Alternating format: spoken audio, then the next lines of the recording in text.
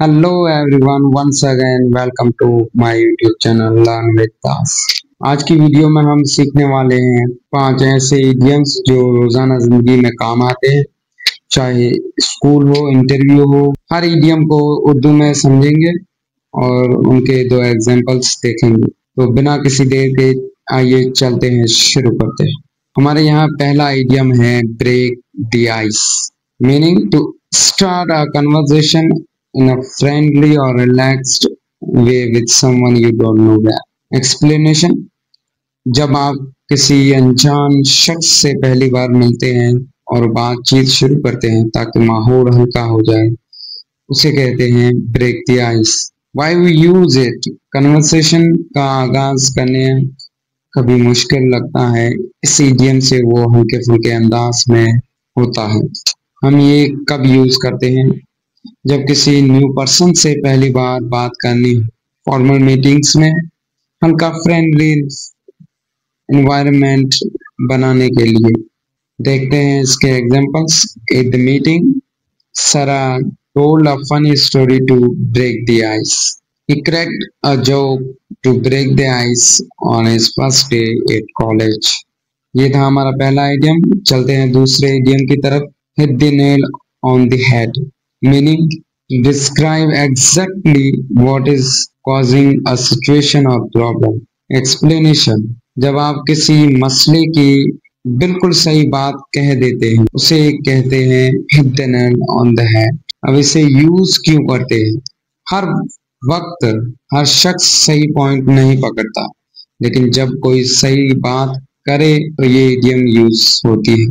ये इडियम अब यूज कहाँ होती है? आर्ग्यूमेंट में, जब किसी ने एक्यूरेट ऑब्जर्वेशन दी। एग्जांपल्स देखते हैं। When he said the real problem was lack of discipline, hit the nail on the head। Second, you hit the nail on the head when you blame the management। तीसरा idiom है under the weather, meaning feeling सिक और unwell. Explanation ये होगी कि जब आपकी तबीयत ठीक ना हो और आप बीमार महसूस कर रहे हो, उसे कहते हैं अंडर द वीदर। वैसे क्यों यूज किया जाता है? बीमार होने को पोलाइट तरीके से कहना हो तो ये इडियम यूज करते हैं। यूज कहाँ करते हैं? जब आप खुद या कोई और थोड़ा बीमार हो, कैजुअल कन्वर्सेशन में। Examples: I won't go to work today, I'm feeling under the weather। दूसरा example: Ali looked under the weather at the meeting yesterday।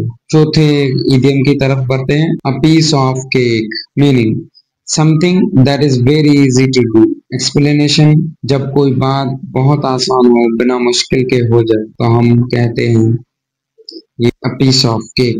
अब क्यों यूज करते हैं?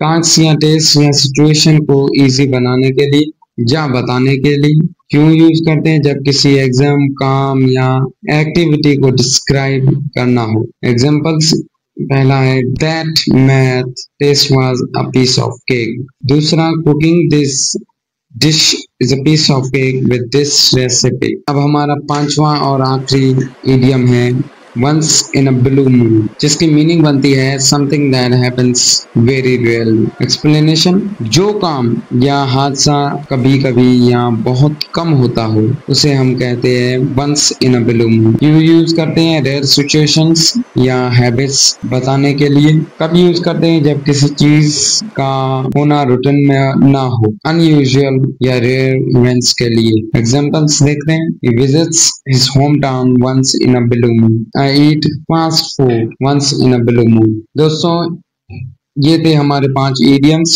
रोजाना जिंदगी में यूज होने वाले। अब आप इन्हें कॉन्फिडेंटली यूज कर सकते हैं। अब